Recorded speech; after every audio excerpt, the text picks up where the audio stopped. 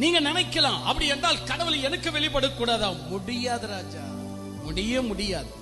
அதுக்கு காரணம், நாம் செய்கிற சிறிய தவறு ஒண்ணு உண்டு.